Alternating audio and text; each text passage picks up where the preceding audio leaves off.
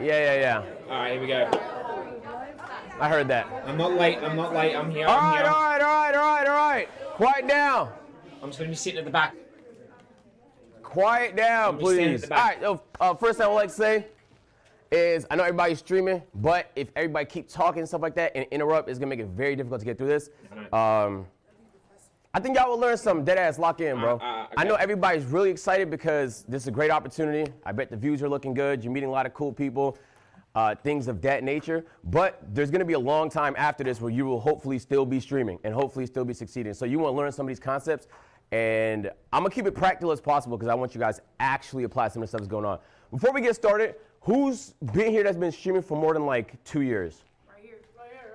Okay, that's about half the class. Lazy as Who's fuck, a newer though. streamer like the last year or so? Okay, nice. Like really, cool. So we got a little bit of everything.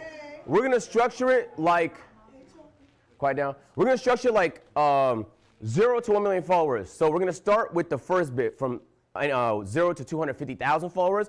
Then we're going to go to the middle from 250 to 750,000 followers, and then beyond that. In the presentation, I'm going to tell you like what your team should potentially look like, what you should be spending your time, potentially your money on, and certain concepts and things you should be practicing and understanding in those different stages if you want to make it to the next and next level. All right? Okay. If you have any questions, just ask, and we'll keep it pushing. All right, nice. So first thing I want to start by saying is this is not easy. I know it's presented like it's easy, and it looks really fun, but it's harder than you think. So this graph, I thought it was very fascinating, and it does kind of illustrate just how challenging being seen as a content creator could be. This graph is the subscriber count for Kai Cenat's Kai's Mind channel. His first upload was in December. He was at 500 subscribers in December with dozens of uploads. I'm talking about Kai Cenat. Now, granted, he was uploading as almost like an experiment to see like, he was just saying things that was on his mind. It wasn't super high appeal content. But it's interesting to think even one of the biggest people on the internet can upload dozens of videos to an unknown channel with under 500 subscribers. It wasn't until he promoted it in March where it got a huge spike and it reached 500,000. So like if you're struggling and you've been doing it for a while, sometimes it's not necessarily that you suck. It's just you haven't quite figured out certain concepts yet. Yeah. So that's what I'm going to try and click. There's a lot of people here that's like super entertaining that I see. But it's not enough to be entertaining. We all have the entertaining friend that hasn't quite hit yet. And then we all have the friend that's maybe not that entertaining that's been doing phenomenal. You just had to, like Mr. B is not the most entertaining person, but he knows how to put together a good fucking video.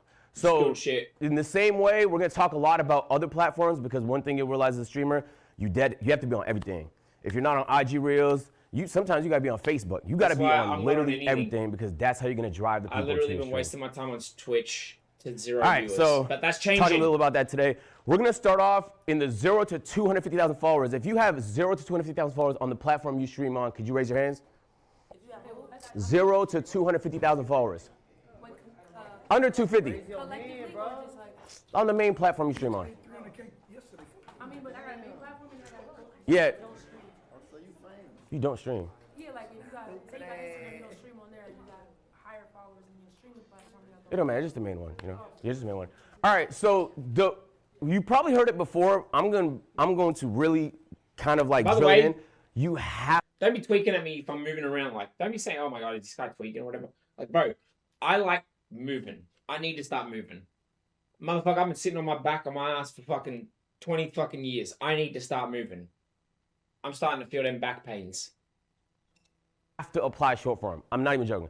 Like if you stream significantly less and did more short form, you would see significantly more growth. In this current stage, and I'm gonna give you guys some certain case examples. And low-key, I want to bust some myths too because some people.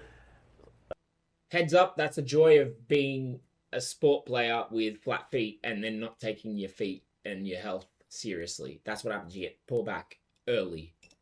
Right. Some people have this misconception. So Queso was a really good example of someone who grew playing 2K content on TikTok. I need to start doing He was a 2K TikTok content creator. It doesn't feel like it because a lot can change in 2 years, but he was. And his channel blew up. He had some really big clips, and he was able to transition that audience into streaming. You might think to yourself, okay, that was like 2-3 years ago. How about something more recent? Joe Bart. Joe Bart did a lot of like rants, commentary style content on TikTok. He was able to transition that content. He's one of the biggest streamers on Twitch right now, but it didn't happen overnight. He's someone that killed it on TikTok. One thing you notice about both of them, they're not just good on TikTok, they own it. These guys are fucking demons at TikTok. So it's not enough to exist on the platform. To dominate it is how you make that transition. And you might be thinking, okay, Joe Bartlow, he blew up on TikTok 2 years ago. Maybe a more recent example. Here's an example of somebody I found a few weeks ago. This is a guy that makes racing content that's probably not going to appeal to most people. He started with 0 subscribers, 0. He actually started with 0 videos. All he did was post YouTube shorts. That's all he did. And they were really good. I'm talking, he was getting 2 million views a short, 2 million views a short, 1 million views a short. Really, like, to me, super interesting content. If you're anywhere in the niche, then this type of content that you would want to watch. His first YouTube video, I took the screenshot a couple weeks ago. It had 680,000 views in 2 weeks. It is over 1 million now. His first YouTube video, 1 million views. That ain't me.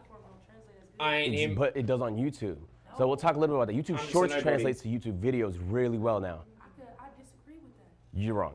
Nah, I mean, I've been doing this. I'm not saying that I'm right. I just say I disagree. I've been doing this for 12 years, and I have built so many different pages. And I'm not saying it doesn't work for him. I'm just saying I feel like I disagree that it works for everyone. We'll circle back to it at the end of the talk because I'm going to explain a few other concepts, okay?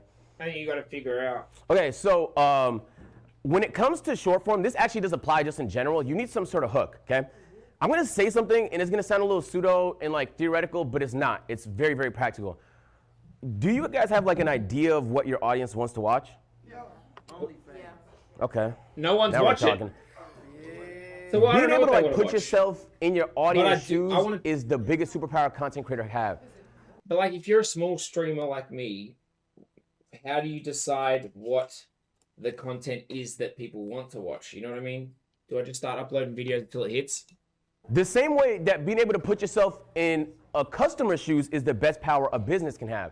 If you don't have an idea of what your community wants to see, you're going to airball a lot of shots. It don't mean you can't airball some shots. You're not going to hit everything. But having a good hook is a good premise. So like, I think it's okay I'm to want gonna to show some airball. examples of I think hooks it's that I okay to think are really airball. good in different long as ways. you're not spending and then a you lot can of start to money. think about how you can apply that to your content. The reason why I say that is because when it comes to short form, if you don't have a good hook, you're setting yourself up for failure. You only have a certain amount of time to capture somebody's interest.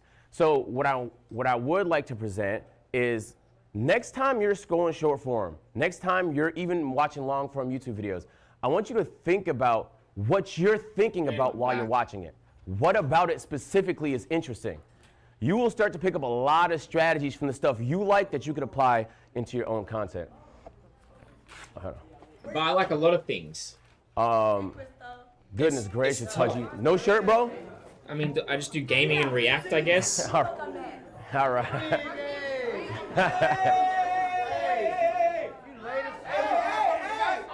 Dub, you can't sit in this front It's row. like, there's a lot of shit I like playing. I like playing CS, I like playing, Just anywhere else, this area. you know, FIFA, I like playing Yeah. everything, but it's like, a lot of people don't care about those Hey, games. quiet 'cause down, they're quiet shit. down, quiet down, That's the quiet down, reality. please.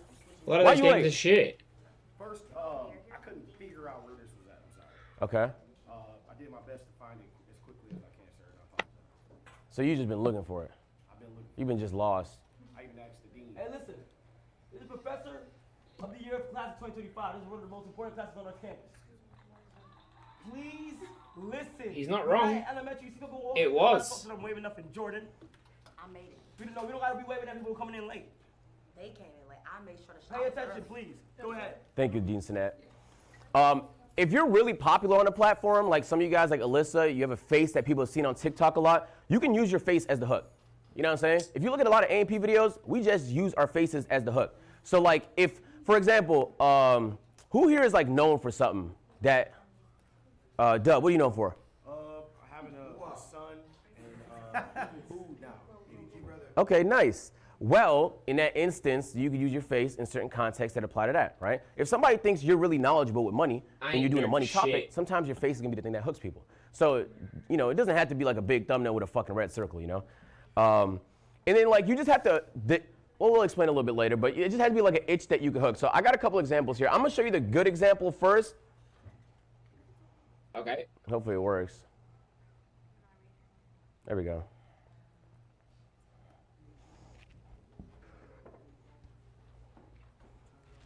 Yeah, let me turn this motherfucker up. Are these faces? Well, after making his apologies and claiming that he missed breakpoint, thought we were done there, but the very next race I found myself next to him again. This time I'm driving a McLaren and in a tight battle of my own, getting squeezed onto a curb before making a move around the outside of another. Unfortunately, I get a poor exit after he taps me on the rear, putting me into the snapping jaws of the cars behind. Suddenly I find myself defending from 4 different drivers and start weaving to avoid giving a toe. Okay, so that's an example of that's a very activating short. I can sit down and explain to you guys all the reasons why, the angles, the voiceover, where he threw it to, where he got it back. But then you could compare that short that got like 1 million views to this short, which is the same concept. Is somebody that crashed into him. Don't you do it, don't you do it. You motherfucker.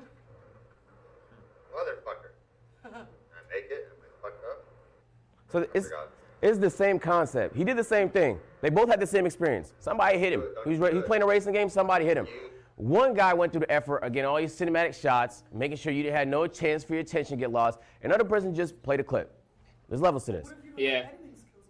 You gotta find editing skills. And so, like, I will say, we're gonna get to it in a little bit, but That's a lot of true. the skills you But at hire the same for are time- actually things you should know. I think that comes down to also how you react in the clip. That guy could have been a bit more animated and maybe gotten a bit more off that. One, you're gonna know if someone's scamming you, if you know how it's done. But then two, on top of that, if they're not available and for some reason you need to get down and dirty, you should know how to edit a video. You should know how to edit a short. You should know how to do all the things you hire for. That's why I know how to make lotion and shit. That's the tone guys here.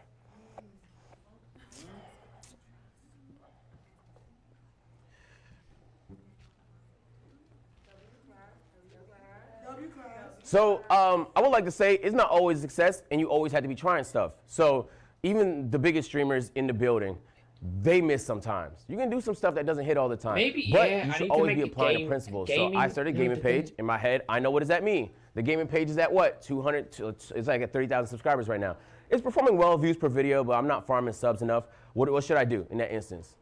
Lean into shorts. So not only am I posting YouTube shorts consistently now, but I also created a gaming Instagram so I could apply more shorts. And there's actually a pretty good conversion between Instagram Reels and content off platform. Instagram is actually maybe the most underrated thing in content right now. So you're saying, but what am I going to upload on the main channel? I really don't know what I would upload, because on the clips and VODs channel, obviously I'm just going to upload react and shit that I think matches. What if it's the gaming channel? I do gaming, but then what is my main channel? Or do I just use my main channel as the gaming channel? So let me give you a couple examples of hooks. This is an example of a hook where the caption is what makes you intrigued in the content.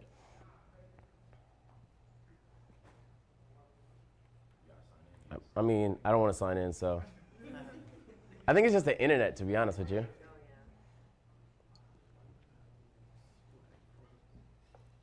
So that click worked, but this click not working. Let me try it again.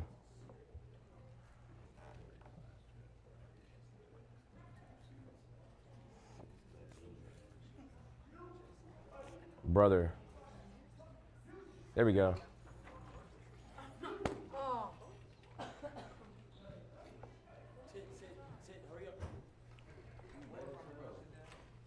Who's that? Jason? I don't even want to talk right now, bro. What happened? Teaching, bro. Okay.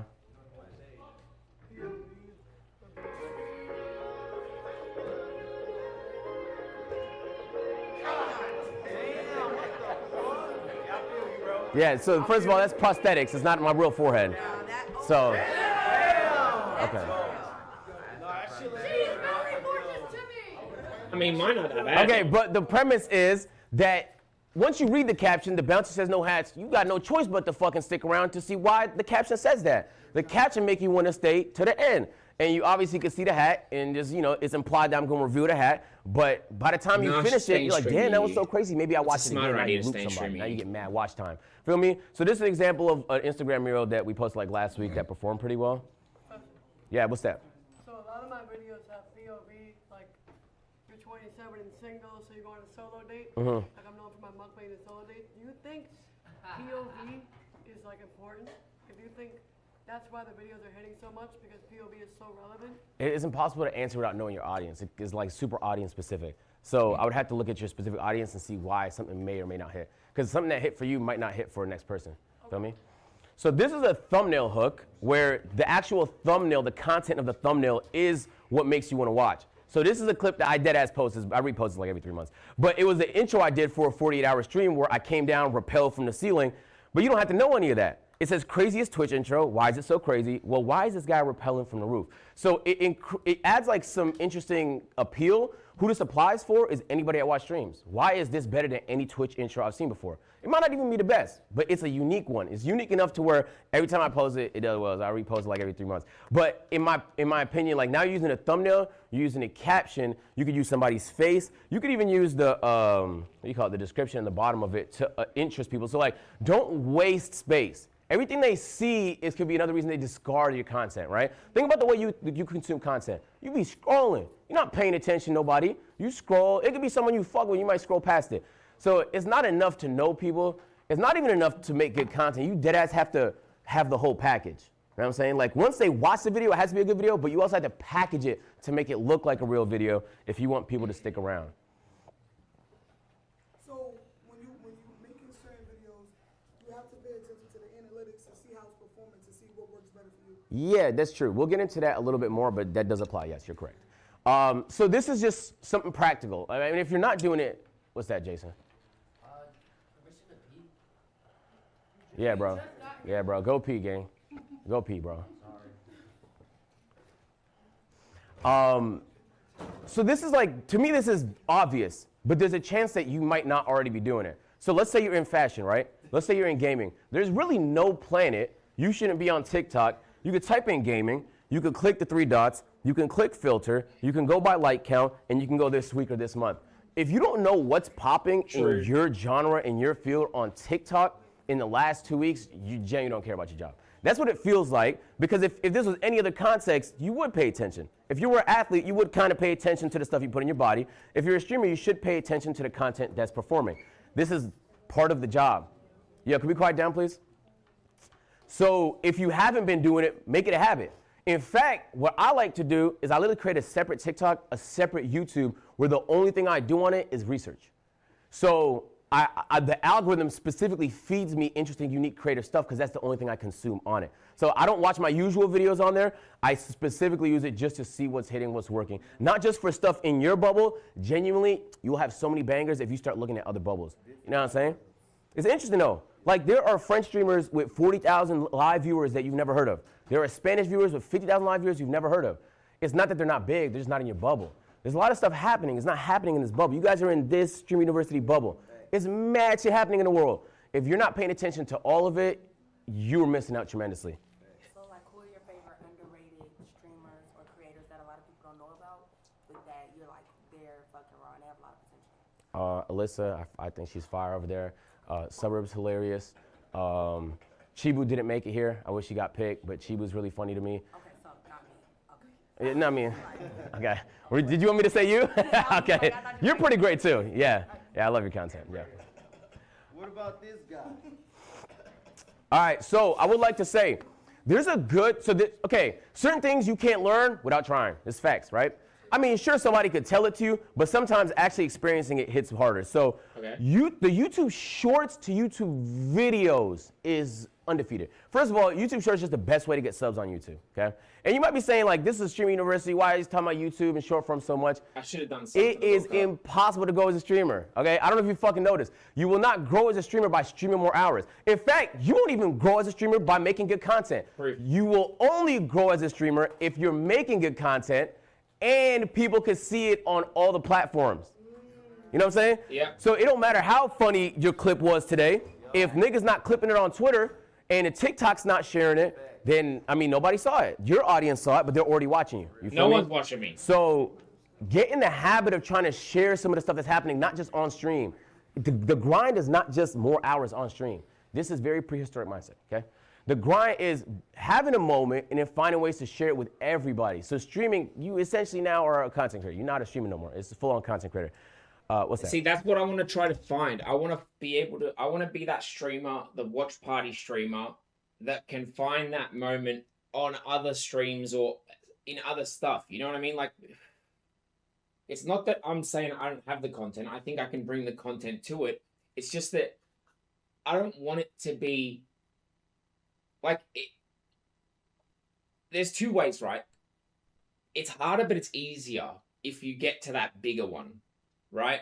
So I could do my own content, turn them into moments, blah blah blah blah blah blah blah, upload them online, or I could be, because I want to be like with this World Cup, with this streaming university, I want to be the one that, like, not because I want to be the center of attention, but I want to be the stream that everyone comes to and they're like, yo, so what's, like they come in to see what the news of the day is, or the content of the day is, or you know what I mean, just to react to some stuff, to see like a day. It's, I don't know how to explain it. Like you're just staying up to date with the world, but not in a bad way, in a good way.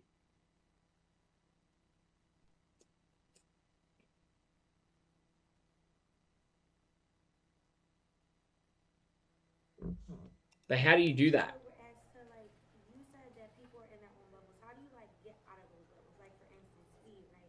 He has a big fan base because he gets out of his bubble. So how do you make it so you're How do you get out of your bubble? You just have to make an effort to consume different types of content that you may not particularly be interested in. It could be in a different language, it could be in a different font, but you just have to make a serious effort to, you won't leave it by accident.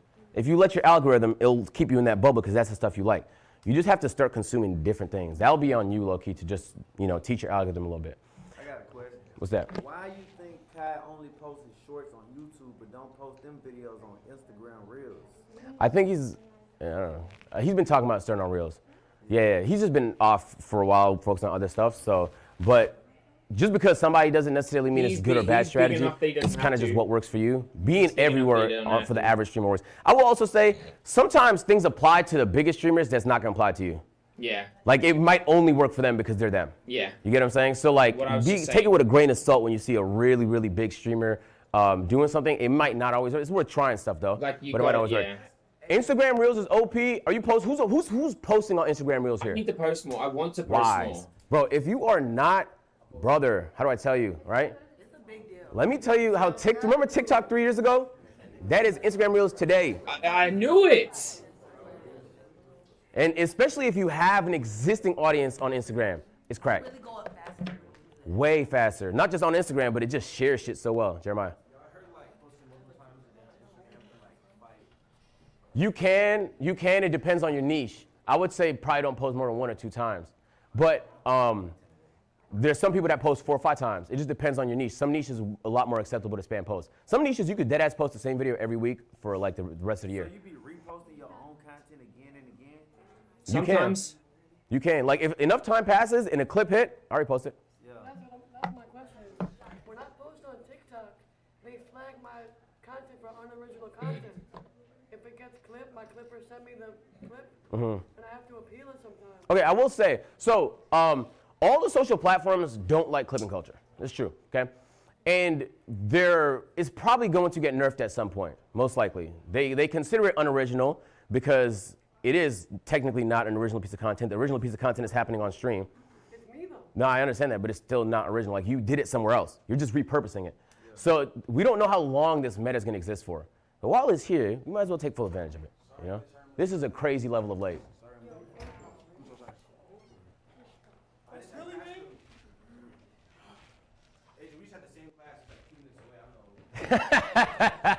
Yeah, I'm already knowing, gang. I'm already knowing. AJ,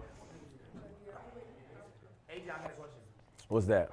You got like a different editor for like your gaming content style versus like your Yes, but we'll talk about that a little bit later. So I'm already thinking,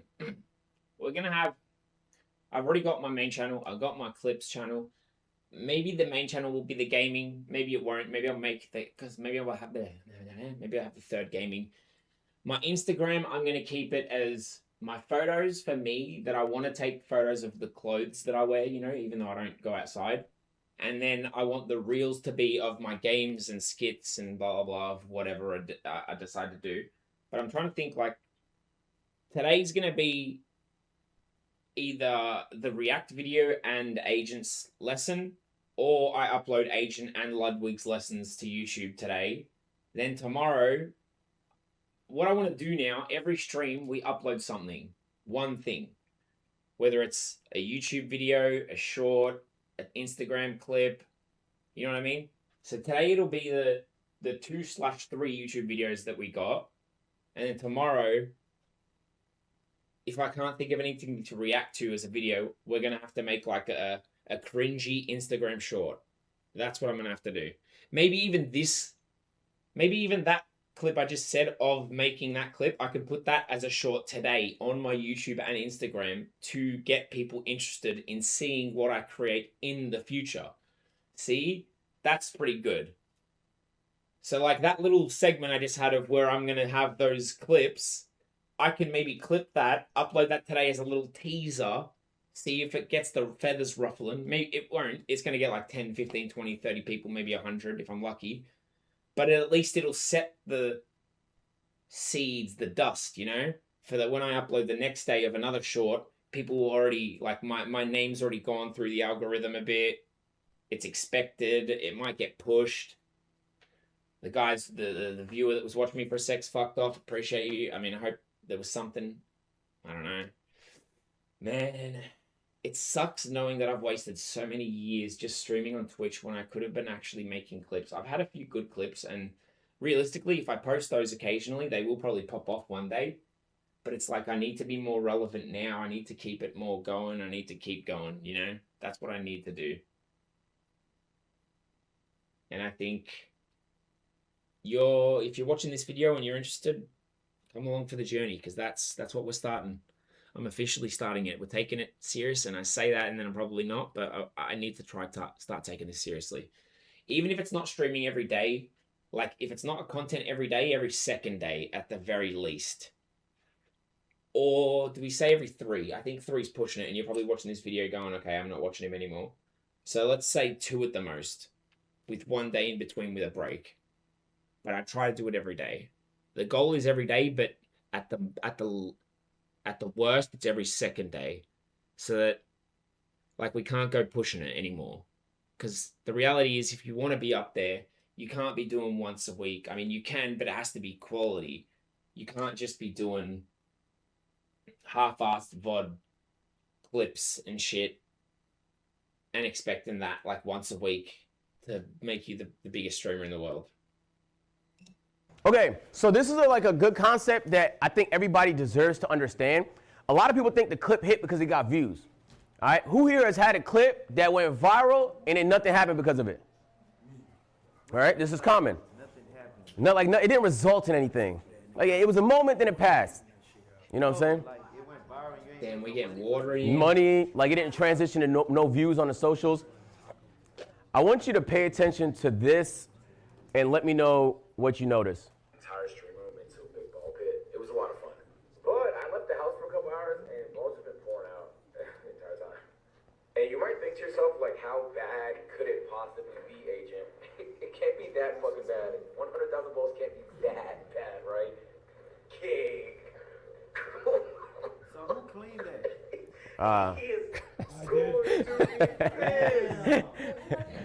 He may cry. Chris. Nah, at the time he wasn't camera. He was doing something else. But if you notice in that clip, your first thought is gonna be like, damn. Well, first of all, your first thought is Kai's gonna be mad. But then the second thought is gonna be, well, that's a pretty crazy thing to do on stream. You know what I'm saying? The clip is actually useful to you if it makes people think I should show up to the stream. Oh, there's some cool things that happen on that stream. If you collect enough of those, they will genuinely start to show up to more of those streams. Here's a second example of that's what I'm saying about that clip before that I technically did. That's going to be a short.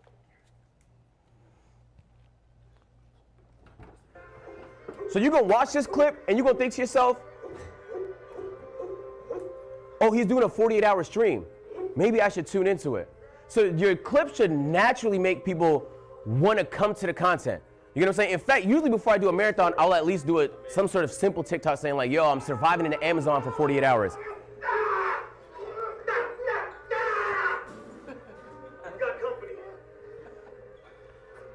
So the point is the clips can get views, that's cool. But the clips should get views and make people think, damn, I should show up to this. You know what I'm saying? So if your clip got views and it makes people think this guy's a fucking asshole, then it didn't do you much good. In fact, it probably did you some harm. There's gonna be some mad people on Twitter and shit that just think you're a way that you're probably not. All right. I got a question. Okay. I feel like I've grown at least 6 clipping pages. I know how to do it crazy good. I can get good views for all these captions. Yeah.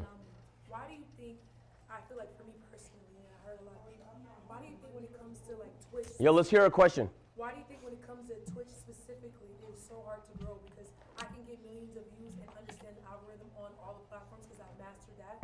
But to actually get them over, I mastered the everything that you said, but it's hard to get them over because I feel like Twitch doesn't push you out. You have to collab. So the clips to me, from me personally, it doesn't translate versus like. We could talk about that after because being able that's It depends a very what your clips deep are. topic. But some of these concepts will help. Being able to apply short form and then what we'll talk about a little bit later. I think it these will depends help, what your okay? clips are. All right. When it comes to understanding content, this is gonna sound like the simplest thing you heard today, but on God, half the room's not doing it. Okay. A lot of people have the balls to do this part right here. You hit the live button. All right. And that's Barely. actually a big first step. A lot of people think about it, they actually don't hit the live button. But then after that, a lot of people skip this part. They fill it out, but they don't actually look. They don't actually see what the chat was saying. They don't see what the numbers was doing. They don't actually analyze the content to see if it performed. But sometimes they do. And then they still don't do this part, which is make the actual adjustment. What this looks like is, do we have any gamers in here that do gaming content? Right? Let's say you playing Valorant. All right, boom, you did the content, you analyze the content. Your stream doesn't like Valorant, okay? Maybe it's fallen off, just watch now, we don't know, okay? You actually aren't making the adjustment. I've seen it so many times where it's like people are sabotaging themselves because there's something they want to do and it's technically not in line with what their chat wants to see. You streaming. At the end of the day, when you stream, you either entertain or inform. So if you're an informative nigga, then you could, spew the knowledge, share, help people. But if you're an entertainer, you actually genuinely have to entertain. If you're doing something niggas don't want to see, you're not entertaining. You're actually just selfishly entertaining yourself. Which is okay if you don't care about growth. But if we're here to talk about growth and you want to grow, it has to look like this and genuinely making that adjustment. But what if you're doing this video like me because you want to entertain? Fuck my neck, man. If you want to entertain yourself and learn, technically learn and entertain yourself, while at the same time giving your input where maybe it might not even matter and no one gives a fuck, so that you can add some to that learning experience for others instead of it just being entertaining or learning. It can be both, maybe. I'm probably not that entertaining, but at the same time, it's like, if you can hear from someone who has been around this whole time and hasn't gone anywhere from it, who can attest to the fact that streaming for like 10 years and not uploading anything anywhere else is going to get you absolutely fucking nowhere. I'm living proof of that.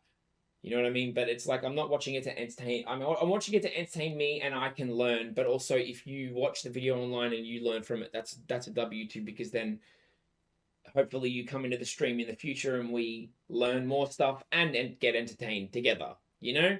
That's the hope. Because I want it to be like we're all watching TV together, you know? Like, that's what I miss. I miss old TV. I miss when we sat down, or before school, after school, you were watching shit. Like, you had your times when you were watching TV, you know? There were set times. Like, I remember for me as a kid growing up, in the morning, 7 to 8, I'd wake up, eat my cereal, be watching Cheese TV. It's an Australian cartoon thing, but it was like Yu-Gi-Oh!, Pokemon, shit like that, Totally Spies.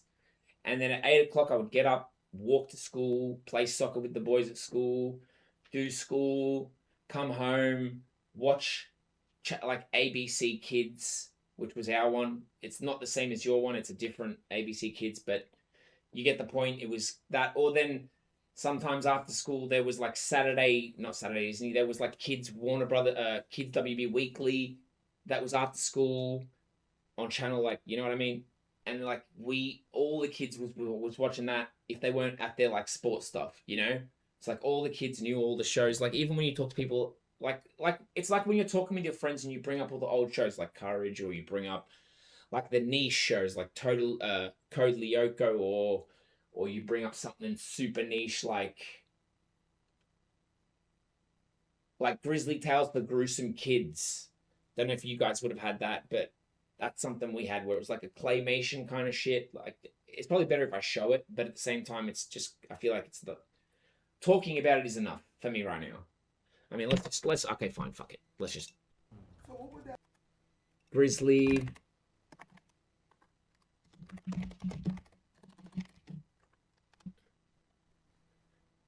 Probably would have seen this if you were like in the UK maybe.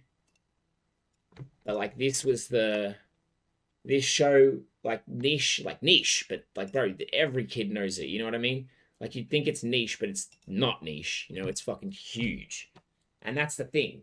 I want it to be like that for streaming. So like we can mention someone and everyone's like, yeah, I remember that, or oh yeah, I saw that, or yeah, something. Fucking I don't know. Like not doing Valorant. Like trying something else. You have to explore. While things are going well, you have to explore so that if things don't go well with that anymore, you adjust. I used to be in the 2K community. I knew what it was like to rely specifically on one game. It sucked. If the game was ass, what happened? Views were down.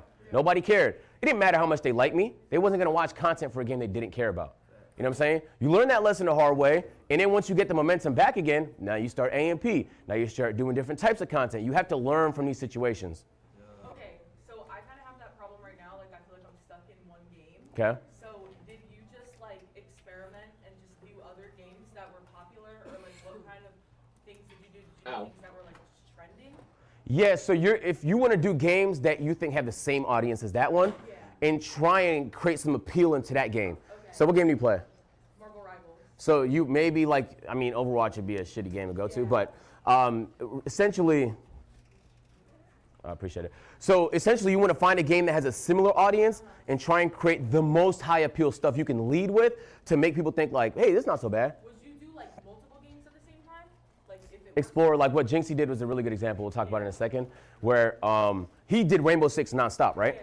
But now he could kind of do whatever he wants. He didn't start that way. Like he experimented a little bit with certain games that had similar communities, and then he was able to now, he's so varied, he could play any game and it's gonna pull. So it's a little bit of strategy to it. But a lot of what's gonna work for that is being able to see what other people did. Back when I was making 2K content, there was a few people that pivoted away from 2K content. And I studied the fuck out of that. Like I was on their page, like it's kind of like, where do you want your niche to be? Like, do you mind being, you know, a 300 viewer streamer? Do you mind being a 1,000 viewer streamer? Do you mind being a 2, 3, 4, 5? Or do you want to be the 10, 15, 20, 30K viewer streamer? That decides on how much or what you do. He dropped this video, then he dropped this video, and then he went over there and did that. Feel me? But that informed me. So most of the time, the stuff you're doing, people done it before.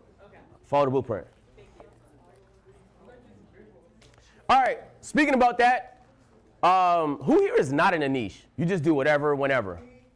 Okay? All right. So I will say, the people that are in a niche, you have a higher likelihood to grow faster. Yeah. There's other variables that can matter, but being in a niche helps a lot because it makes your content definable. When people look at you, they want to think, what's Suburb Baby content about? If they can't put a word on what his content's about, they're gonna struggle to fuck with that content, straight up. When you can identify what something is, it's easier to identify with it. Like, if I say Easy's a really nice person, I like watching streamers that give me a good vibe, now I know that's the type of content that I like. You have to be identifiable. Being in a niche makes that a little easy. It's not necessary, but it genuinely helps. Let me give you some examples. Jinxie, we talked a little bit about him a second ago.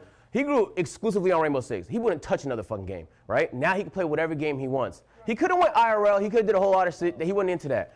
Dashie is another good example. I don't know how many OGs here know Dashie. He's one of my favorite content creators. Before he ever had a gaming channel, he had a voiceover skit channel. And he dominated. He had millions of subscribers. It wasn't until he dominated that field, he pivoted to something else. You'll see a lot in entertainment. 50 Cent dominate music, right?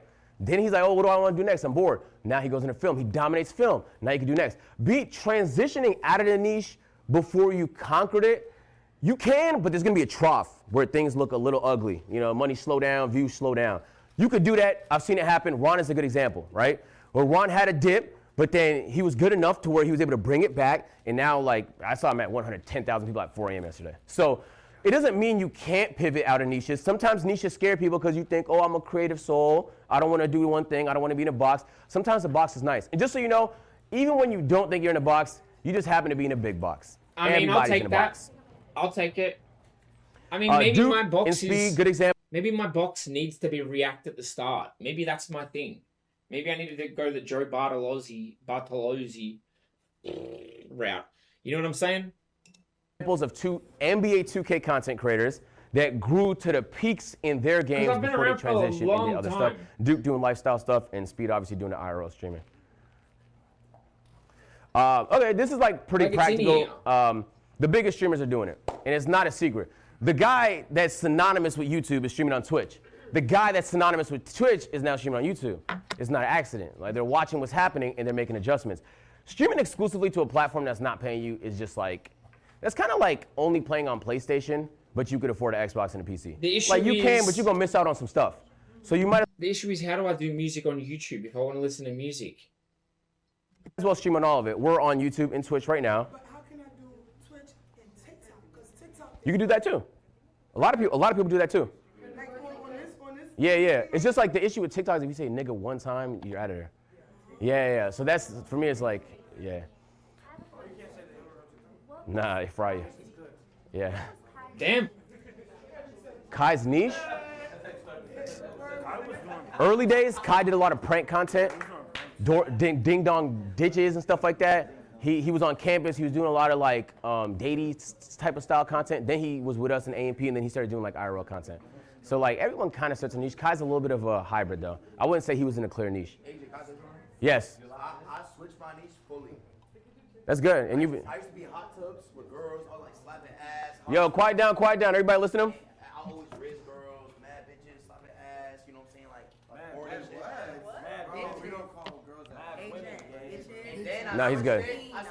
He's not talking to you though.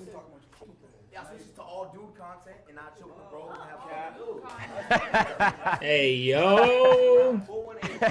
What you doing in them hot tubs with the dudes? All right. In this stage, if you have under 250,000 followers, it's going to be tempting to stream more, to come up with stream ideas. I promise, you need more short form ideas. Yeah, this is what your day should look like. You should genuinely be spending 60% of your day on short form. This is not an exaggeration. This is not shock value. In fact, it might be a fucking understatement. I would dedicate maybe 40% of your time to streaming, 60% of your time to shorts. If you don't have a shorts person... Which is why I'm going to probably end after Agent's lesson or Ludwig's and turn those into videos so I can upload them tonight and have that clip of the little short that I can put on Instagram and TikTok. That's okay. Instagram Make them shorts. yourself. Is that clip? And TikTok. Yes, shorts, TikTok, IG Reels, all that, yes. But I mean, at the same time, do people want to see all three at the same time? Like, who gives a fuck? It could be whatever, as long as people post it. Yeah, because shorts barely make any money anyway. All right, so this is, okay, I'm going to do this for every stage just so you guys get a sense, because I know hiring is like a little bit of like, nobody talks about it. At the same time, it's like, this is what my team looks like. If I've got the same video on shorts, on TikTok, and on Instagram Reels, like, if all those three look the same, does that matter? Like, should I be uploading different videos to each, or if I upload the same video to all three, is that going to be like, you know what I mean? Like, does it matter? Do people give a fuck? As long as it's somewhere they can find the video. So I have an operations guy. Yeah, he's in the tone suit. We got creative and camera, Marcus, but he's club director. Operations like get shit done. You know what I'm saying? So like, yo, we actually needed the stand built. He's getting a stand built. We need this for stream. We have this idea. Let's pull this off. He's the one that makes ideas. Like, he gets the physical things to make the ideas happen, right? Tech. If you do, who does like a lot of IRL streams primarily? I'm the one. All right, there's a world where you might eventually need a tech person. Like, if you start going to Amazon to survive, and you have all these sets you want to create, and you have all these segments, there's a world where it might be helpful to have a tech person, but not at this stage. I'm the a manager. This is the person, manager or agent. They want to get you deals. They help you with stuff. You know what I'm saying? Like, from time to time, day-to-day things as well. Assistant. Tech. I know it sounds like assistant is like a luxury, but if you're making like over $1 million a year, I don't know how many people here. I don't want to pocket watch everybody, and but tech, I'm the guy who uploads. You will hire an assistant and you will go, oh my God, I've saved myself so much time. What are you gonna do with that time? Oh, mamma mia. But so you're making way more than you paying an assistant, because you freed up your time. So assistants, I know it seems like an extra, but genuinely is probably one of the more functional roles, but not yet. A channel manager / editor, it can help with shorts, but primarily these are people running your YouTube channel. You don't necessarily need that yet. Shorts, this is actually the main thing I would suggest. If you do have some extra bread and you're looking to grow as a streamer, this is the main thing I would try to invest in, okay? And then accountants and lawyers, once you get to a point, people sue you for everything. So you might potentially be one at this stage. So next stage. This is like a little bit of the middle ground. In this stage, YouTube is the game. If you do not start doing YouTube, I promise, once you become a bigger content creator, you'll be like, fuck, I have no YouTube presence. I'm an idiot for not starting earlier. So this is the point where every time you do a stream, you're not just thinking clips, you're thinking, hold on, what's the video, what's the thumbnail and title gonna look like? How am I gonna post it? Feel me? And this is gonna be a big part of your distribution. One thing you'll learn once you get good at YouTube, YouTube's ceiling is significantly higher than every other platform by a long shot. Like, I want to talk about it. If you want to be a huge content creator and you're not on YouTube, you're not that big. It's just that simple. Even if you look at Kai before he started co-streaming, his Kai Live channel is pulling millions of views per video. Bro, I got all of the biggest streamers have huge YouTube presences. That's not an accident. So not only does it have the highest ceiling, you stand to make the most money from long-form content. Your appeal is a lot more global in Twitch, Kick, and even YouTube streaming culture. It's very bubbly, right? Your audience is gonna be people that's American, maybe speak English, maybe potentially more black. But on YouTube, it's like everybody watches it, everybody. And when I meet people that I'm like, damn, I wouldn't have expected you to watch my content. They actually don't watch the streams. They usually. I put my water in the fucking freezer.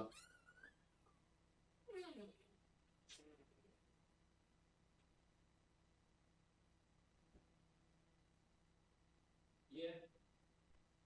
I'm streaming. Okay, I'll see you.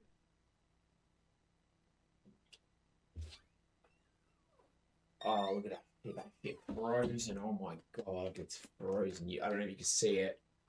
See all the ice in it?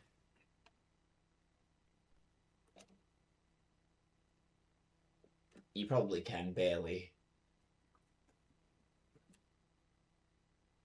Oh, that ice looks good. It's gonna sit there for a minute while we watch this. Watch the YouTube, okay? And the good thing about YouTube is there's no end. Oh, man. It can eat 24/7. You go to sleep, you wake up, the video got more views. So when you create content that's evergreen, you're not just winning while you're live. It's just winning 24/7. Yeah. So I want to give you an example. If you guys have a Ludwig class at some point, please block in. This is no troll, one of the best executors of YouTube content. I want you guys to really lock in. I mean, try and analyze the first minute of this video. Ah, my back. That's how many people have bought Magic Chameleon. For reference, that is more than Mario Kart World did in the first few months it came out. Magic Chameleon only came out a few weeks ago. In fact, it's more than Street Fighter 6 has done in 3 years, and it's more people than subscribers I have, and that's a free button to press that I want you to press now. But it got me thinking. It's a lot of fun to play with your friends.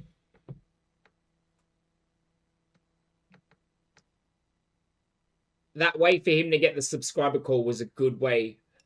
And pick a cringe spot if you want to win, or maybe and comparing the game to something else, so you can understand how many people. AKA artists. How would they do? To find out, I employed the help of my good friend Squeaks to be static hunters, and we would chase down. Okay, so I will. If you look through YouTube, there's probably not a single video that any of you guys did that. He's just the best executor I know. And the crazy part is like, Ludwig is not like a Kai Cenat speed. Like, obviously, no disrespect, but he's pulling numbers like them on YouTube. This is not an accident. That's a gaming video. He could have just started with the start of the game. Instead, he did this whole post commentary. He played music in the background. He was cutting, zooming to things. You're visually stimulated. But then the words he's saying is hooking you. True. What do you mean I'm playing with professional artists? So you just making That's that just a little good intro, concept. yeah. Not only did he get the good concept, the thumbnail and the title, the packaging is good. Once you click on it, he's hooking you. So you're like, damn, not only did he give me context in case I don't know what the game is, but now I'm hooked. I want to know what the best people do. He's visually showing the painting. It's like maximum stimulation, and then there's going to be the release where the game starts, but now you're hooked. You get what I'm saying? So when you want to look at mastering YouTube, mastering hooks in long form, I genuinely don't know if there's a better person than Ludwig to do that. But like, do I like? It's like with this and then video. here are some examples of good. It's like with this video. If I upload this to YouTube, is there worth putting an intro at the start of this video? Not really. Oh, maybe there is. Maybe there is. It's like doing a little video at the start saying like Kai Cenat Streaming University pulled this many people and they had these classes that were things. So we're gonna watch these classes and see what we can learn from the best of the best.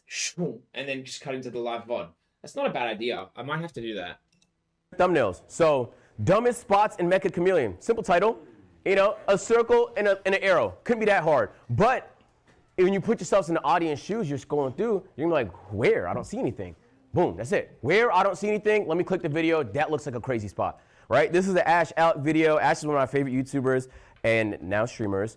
And this is one of his funniest videos. I took a racist to the most dangerous hood in America.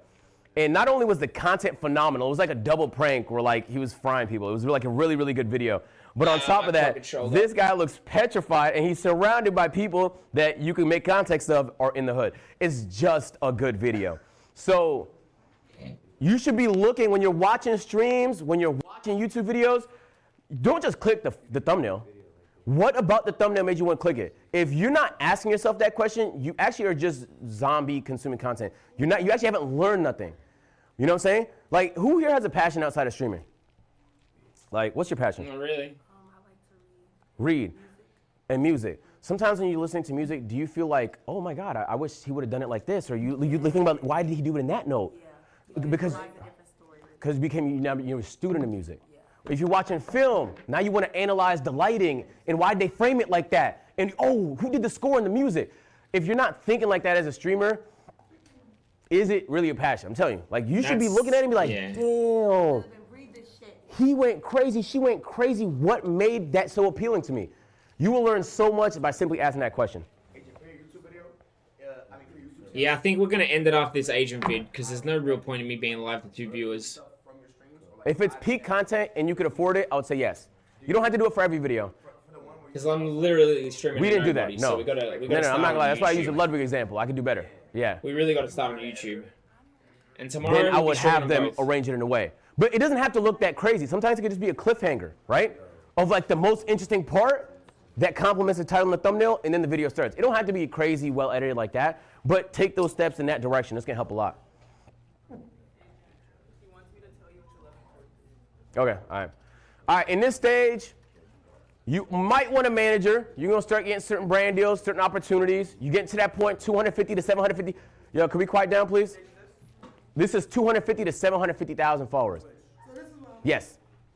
So you might want a channel editor. This is someone that's gonna manage your YouTube channel. So you can give them pointers, post this content today. My man, my editor, no, he knows. He posts as soon as he I've got a possible. perfect guy, and the worst part is I already know as soon as if I put him on, everyone's gonna want him because I know the perfect guy, and he should already be one of the best editors on YouTube, but he's unknown. No one knows him, and I am not saying the name, but if you see the video, you know who you are.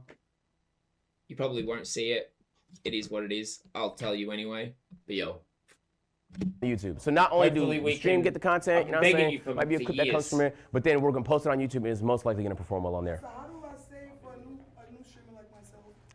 Once I end the stream, how do I save the video? Yeah, it's like it's a VOD on your channel. So, and if you're using IRL Toolkit, they'll save it in the cloud over there too. And then when it comes to how you spend your time, okay, you're still spending a large portion of your time using shorts and streaming, but now you want to spend time making things happen, operations, coming up with segments, thinking of things that are higher appeal, more interesting, right? You want to spend 5% of your time on business, reaching out to brands, building relationships. This is the stuff that we're going to get into a little bit later. It's going to fund some of the stuff you do. And then also you want to be spending a good amount on long form. But if you have a channel manager, you won't have to spend too much in this area. If you don't have a channel manager, it might look a little bit thicker. Okay, and now we're getting to the 750 to 1 million range. Oh shit. I'm trying to get to that. Brother, do I gotta like pinch it? Is that why it does that? Man, that's where we at. What the fuck you talking about? Am I slow? You can finally stream more now, true? Okay, all right, in this range, congratulations. You can finally stream more, okay? Which might always be a good thing. Sometimes you don't want to be a volume streamer doing 12 hours a day. It's a burnout. But in this, if you want to think to yourself, what, like, let me give you a couple examples. Like, in this context, let's use Lacey for an example. Lacey has a channel manager, he has editors, he has managers, he has all that stuff. There's really no reason why he can't maximize his time streaming, here and even after here. So like, as a really big streamer, it makes sense to dive more of your time into streaming. That's going to result in more clips, that's going to result in more revenue, that's going to result in a better connection with your community. That's why tomorrow, but I wouldn't pre this before. That's why tomorrow will be the Ludwig video. So if you see this video today, come to the stream. Twitch.tv/Brights with an 8 rights. I don't know what else the fuck you want to call me. Something. Before you did all the other stuff. 8. Building the community exclusively on these streaming platforms is very, very challenging. So if the goal is growth, spending time off platform first is the best way to do it. All right, couple fun facts. We talked about it earlier. Co-stream everything, please, for the love of God. If you guys want to reach out to a certain content creator, Instagram is actually the best way to do that. On your story, at them, it shows up in their notifications, and most of the content creators I know look through that. So even if, and you'll see it, they'll be in your views. So like if there's something you want to say to somebody, don't spam them, obviously. But like, that's probably, if I knew like there's one way I want to reach somebody, I literally put up a story and then at somebody. You can literally privately do it too, so they're the only ones that see it. But if you want to specifically make sure someone specifically sees something, that's the best way to do it. Twitch stories are very underrated. I actually don't use them. Kai, the one that told me this last week. And he used them for every stream. You know what I'm saying? If there's a stream he wants to hype up, Twitch stories send a notification to your Twitch followers. So now they know when the stream is going to happen. That's elite. Instagram communities, super underrated, especially if your community is already on Instagram. I know Twitter comms are leaving soon, so if you're looking for an alternative, I made an Instagram community. I personally couldn't be bothered with Reddit or Discord. And the more you study, the more you win. I promise. If you are not studying, you will win less. This is facts. You can be the most entertaining person in the room. But if you are not paying attention and studying the content that's performing on your channel and on others, you will be limiting yourself. This is factual. Okay. In this section, you want to spend a large percentage of, can we quiet down, please? In this section, you want to spend a larger percentage of time on strategy. What direction are we headed? What's some fire shit I can do for the summer? Please. I don't want to hear it in the comments. Oh my god, this guy's smoking the whole fucking stream. Come on, come on. This shit. Let a brother chill. The rollout gonna be like? You know what I'm saying? You want to spend a large portion of your time streaming. The streaming is the top funnel. You go live, the clips eat on socials, you post it on the YouTube. The more you stream, the more content gets disseminated everywhere. You want to spend a good amount on the business side. Ideally, you don't have to do too much because you got managers and agents and things of that nature. And then 10% is now managing. You have a team. You actually have to manage people.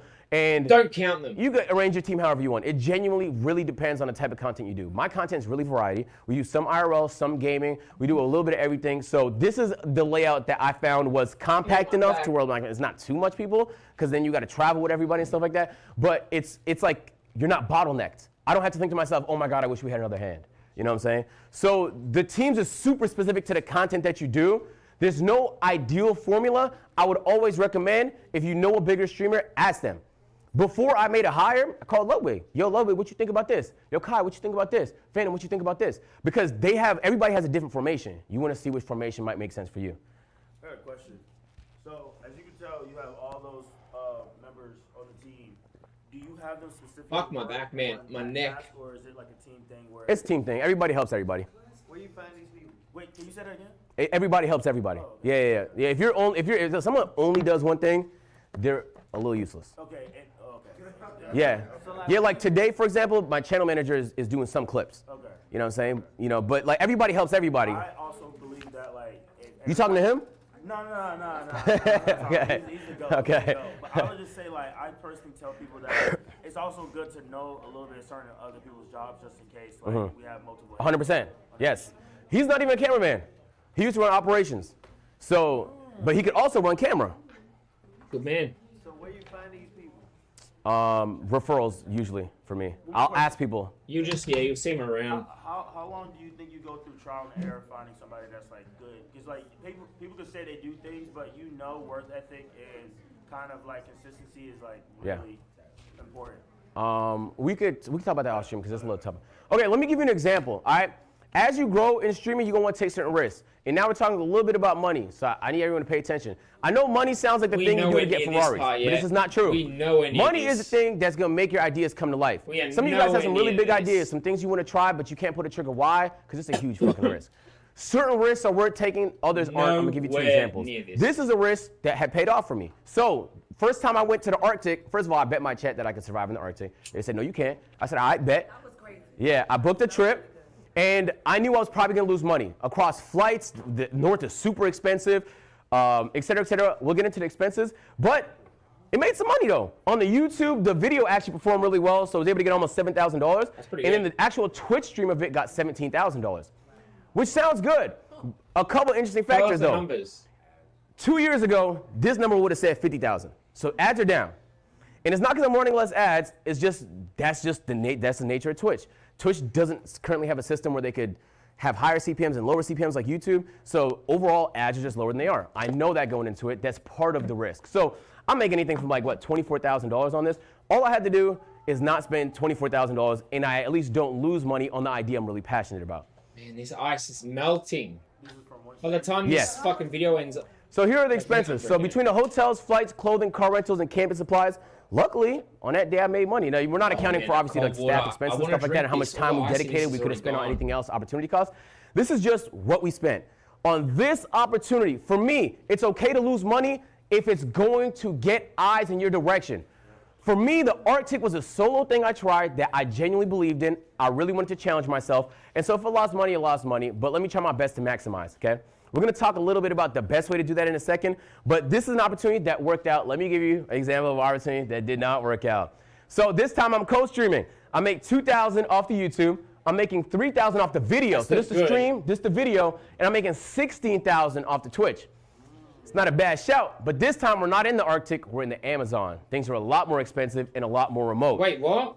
And the expenses looked a little bit different. What was you do? Oh, because you only what so this is an example of a bet that financially didn't pay off, but content-wise went ballistics. These are worth doing. If you can afford to eat it, these are worth doing. And you might be asking yourself the question of, okay, how can we reduce the risk of doing some of these big events? Boom, ads, but not the ones you see on Twitch and YouTube. The sponsors that people pay for. I'm going to ask you guys a question. Who here reached out to brands before coming to Stream University? None. 8 people. I was talking to Malik. She showed me, she messaged 50 brands. Half of them responded. I'm talking like Target responded. You know what I'm saying? You're at Stream University. This is the talk of the town. You know what I'm saying? You not reaching out to Samsung and DJI and Fortnite to see if potentially they might be interested in supporting something you want to do. So I literally reached out to all the brands that I know, and Fortnite came back and said they want to do something to help some students. So we will actually be finding 2 streamers that have not had a brand deal before to do their first brand deal with me a little bit later today. Damn it. Okay? But like, I could have said nothing. I could have not asked. You know, we're thinking, okay, agent, well, you know some brands, so that doesn't count. You've done 10 epic deals before, so that's a little bit of a cheat code. This is true, but let me give you some examples on how to get some of these brand deals. And then I'm going to walk you through how I'm going to execute the Fortnite one, and we're going to pick some students to do it before we end class here today, okay? So back when I was a wee little lad and I haven't blown up on YouTube, there was a website called FameBit. It's like you had to apply for ads. I think the Stream Elements has it now. FameBit got bought by YouTube. Now it's called YouTube Brand Connect. If you guys are on YouTube, you've probably heard of it through there. Brand Connect. So it's YouTube's platform where you could apply for ads. Essentially, if I wanted money, I would see a scale on the website. I'd say, I want to advertise this scale. This is how I'm going to do it. I send them a little paragraph or 2. This is pre-AI, so you have to know how to write. And then you send submit, and you get a brand deal. I just reached out. At the time, I was broke. I was looking for anything. $250 to sell a scale to 10,000 people. I'll do that, gang. All right? I need some bread. I was broke on campus at the time. That's just reaching out. The second thing, have you tried asking them? No, seriously, though. Like, you are completely underestimating how much. I have talked to brands that have literally told me, we only work with the biggest streamers. I've talked to brands where they said we only work with the smallest creators. We like doing small deals. We don't want to do anything too big. If you are not asking, you are selling yourself short. Okay. Third is management. You'll get a lot of inbound deals, right? For me, There's a lot of deals that come in. Honestly, Epic is a lot of them. Where like they'll reach out to your management and say, do you have any gamers in your roster that are interested in doing this brand deal? So if you can find some good management, it's a whole separate conversation. You will get some brand deals through that. Develop relationships. I had a brand deal a month ago where all I had to do was show them that I actually use a product. I pulled the laptop out. I was like, I use this. It got me a second brand deal. Building relationships. Once you do a brand deal, chopping it up with the people that was there. Saying hi, telling them some of your ideas, getting to know them a little bit. This is how you spin back. You don't want to be one and done type of guy, okay? And then obviously proof of concept. Streamer University, it had like some big support from brands, stuff like that last year. But did you see that page where he showed all the brands this year? He proved it worked. So even though it's Kai Cenat, one of the biggest streamers, and this is one of his biggest ideas, he still had to prove, even Kai had to prove his idea worked before our brands were willing to jump in and help. And now that they know it works and they love the concept of it, exactly. So this also means like if you have a big idea, sometimes you got to bite the bullet and go to the Amazon and you lose $20,000 because next time you might be able to make some money on it. Okay, so I will say, and I'm going to use the Fortnite example to kind of walk you guys through what you should and shouldn't do. I'm even going to show you the brief if you guys haven't seen it before on like what they'll usually send you and what the communication looks like. The first question you do when you get a brand deal, please ask this question, please. What would be a successful integration for you? If you do not know what they want, you will struggle to do a successful one. This is just facts. So the first question I asked Fortnite, what looks good to y'all? Well, like, what would you like to see happen? And they're trying to promote the sprites. So, they're all around campus and stuff like that. Okay, boom. They want to focus on sprites. What about the sprites? Oh, the fact that you could trade them, the fact that you could own them, they're permanent now. It's a new season. Each one has different things. Some of them are really rare or hard to get. Okay, cool. I'm learning all this. I'm learning all farming information. Because when the brands trust you, they're going to let you cook on your stream. They're going to pay you to just creatively integrate it into the content that you're making already. This is an ad for them. Correct. And the ad I do with the 2 students later will be the actual ad for them. But like if they don't trust you because you've never done it before, sometimes it's harder to get that. Has anybody worked with a brand that was a little bit like, they wouldn't let you do what you wanted to do. They wanted to do it their way. It sucks sometimes. It happens. It happens to me. It happens to everybody. It's not a good experience. But when you can find brands that trust you to just cook up. You feel me? And don't sell, bro. Because when you sell, they're going to look at me next time like I'm a sell. Because they're going to be like, oh, streamers, they don't do brand deals well. So when you do a good brand deal, you put on for everybody else. You make them way more likely to spread the wealth upon anybody else. So you want to ask that first question. Then you want to ask a second question. What are the talking points? This is important because sometimes it's going to be hard to fit the talking points into the thing you're doing. And if that is the case, it's cool to say no. So I'm going to show you an example of the deliverables in the brief. And I'm going to walk you through like this is what the brands will send you when you get a brand deal. What I like to do is I put it on a side monitor. You know what I'm saying? You'll have the talking points and you'll have all the facts. The first thing they're going to do is explain the thing that they're promoting.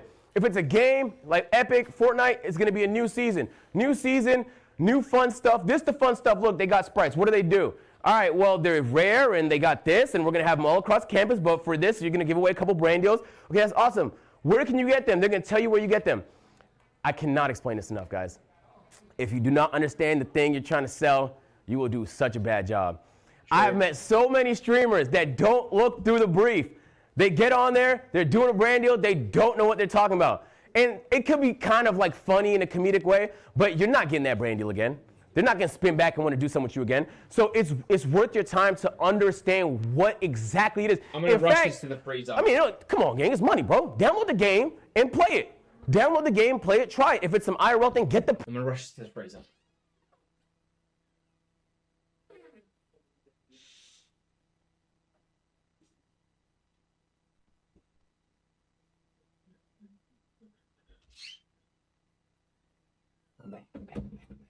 That's quick. Product. Try the product before you say yes to some of these things. It's worth actually testing it. And so, obviously, last night, I'm looking through this, making sure I understand how everything works. And then, obviously, I'm going to break this down to whoever we end up picking here today. But you want to understand how they work, where you get them. You got to extract them. Okay, so there's certain concepts you got to extract them before you die. Otherwise, you lose them. They're permanent this time. They've had them in the past. Okay, now we got the stream requirements. Okay. A lot of this stuff is pretty simple, but if you do not do them, they will text you during the ad really upset, okay? Because for some of these things, you can get sued. So the title, has to include Fortnite sprites. Okay, this is what we're doing, include Fortnite sprites in the title. Okay, and the disclosure, FTC disclosure, you have to tell people, yo, this is a sponsored segment. Okay, this is a sponsored segment. And this is, by the way, guys, a sponsored segment. Okay. And you want to do that on stream too. Now, I'll be honest, you probably can't get away with it if you're a small streamer, but the bigger you get, genuinely, they will be on your butt if you do not do that part. And honestly, just for your stream too, it's good so people know when they're being sold something, okay?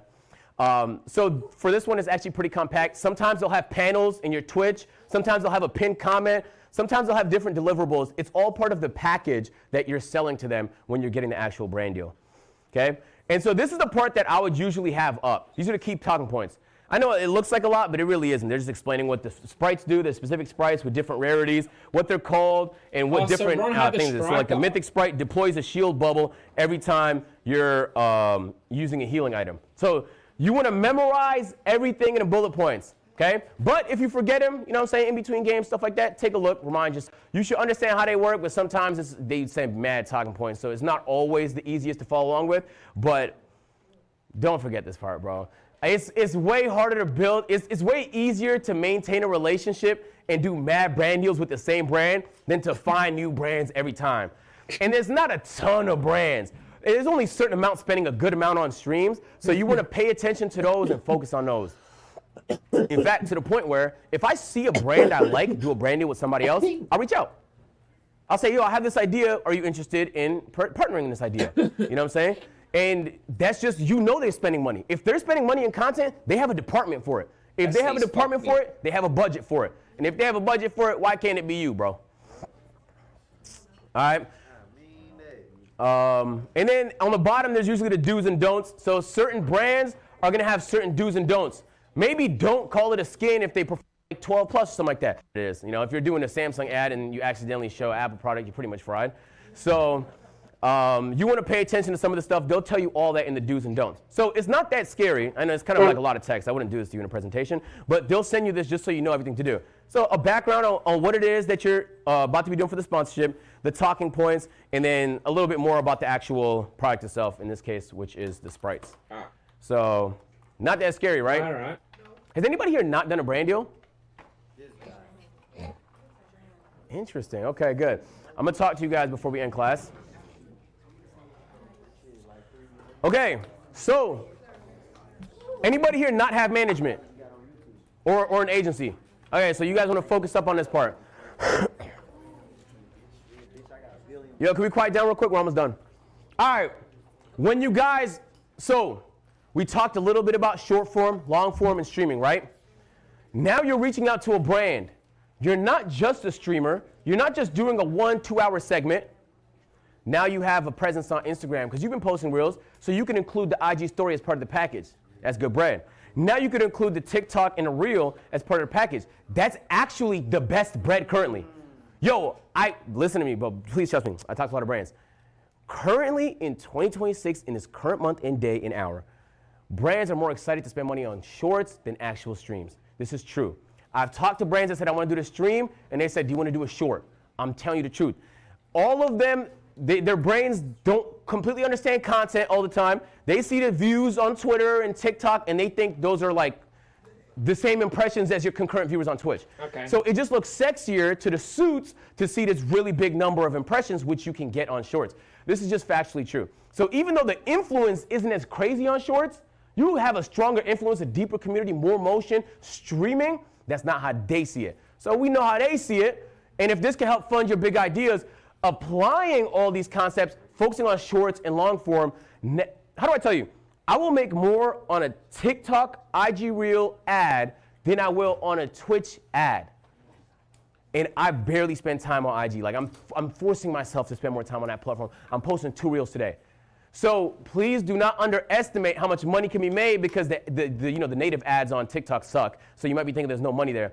The biggest ad I've ever done in my life was a TikTok.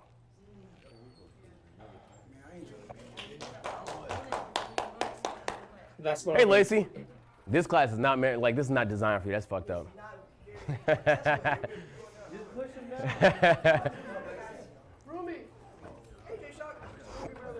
Okay, last thing I want to say is before we pick the students, you always want to ask for feedback. This makes you look good. Feel me?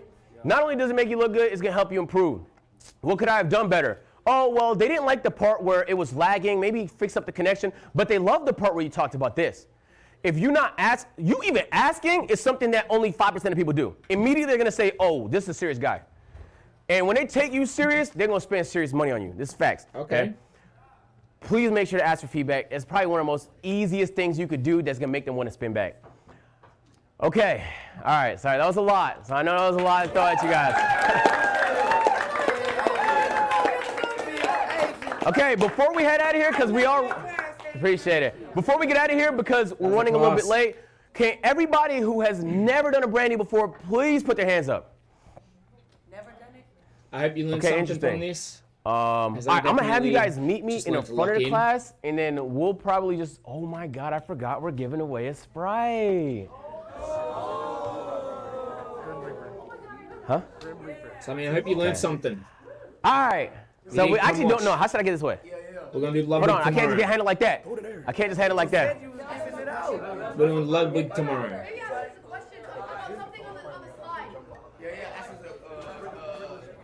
Maybe I should ask. I don't have a quiz prepared because I didn't think we was gonna have time for that. So is this it? A pop quiz is kind of crazy. Look, I'll have everybody that doesn't have a brand deal meet me in the front. I'm gonna answer some questions, stuff like that. Everybody else, you are excused to go. Running a little bit late, so you guys are good. All right, well, yeah, thanks. Yes, I'm gonna give it out. I have to give it out. If you like, you like. If you didn't, don't like. Subscribe. Come watch the stream. We're gonna watch Love Week tomorrow. We'll see you there. Hopefully. Laters.